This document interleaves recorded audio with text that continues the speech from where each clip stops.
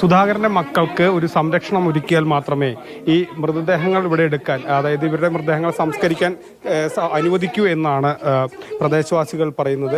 എന്താണ് ചേച്ചി?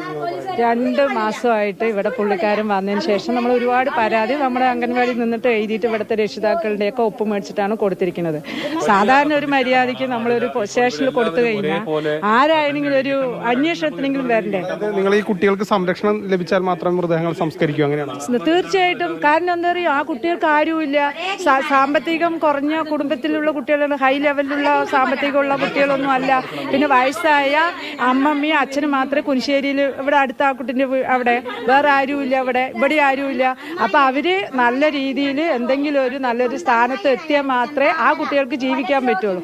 ഇതുവരെ അച്ഛനെങ്കിലും ഉണ്ടായിരുന്നു, പിടിച്ചാൽ തന്നെ ജീവപര്യന്തം ഒന്നുമില്ലെങ്കിൽ അവനെ കോടതിയിൽ തന്നെയാണ്. ഇനി ഈ സൂര്യൻ കാണാൻ അയക്കരുത് അവന്.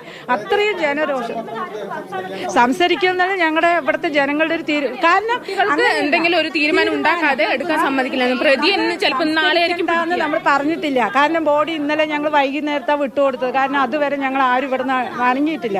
പക്ഷെ ഈ കൊച്ചിന് എന്തെങ്കിലും ഒന്നുമില്ലെങ്കിൽ ഗവൺമെന്റിൽ നിന്ന് നല്ലൊരു സഹായം കിട്ടിയാൽ മാത്രമേ ഈ ബോഡിനെ ഞങ്ങൾ വെളിയിലേക്ക് സംസ്കരിക്കാൻ ഞങ്ങൾക്ക് ഇവിടുന്ന് ജനങ്ങൾ സമ്മതിക്കുകയുള്ളൂ. അതായത് ഈ സുധാകരന്റെ മക്കൾക്ക് ഏതെങ്കിലും തരത്തിലുള്ളൊരു സഹായം ലഭിച്ചാൽ മാത്രമേ മൃതദേഹം സംസ്കരിക്കാൻ അനുവദിക്കൂ എന്നുള്ളതാണ് പ്രദേശവാസികൾ പറയുന്നത്.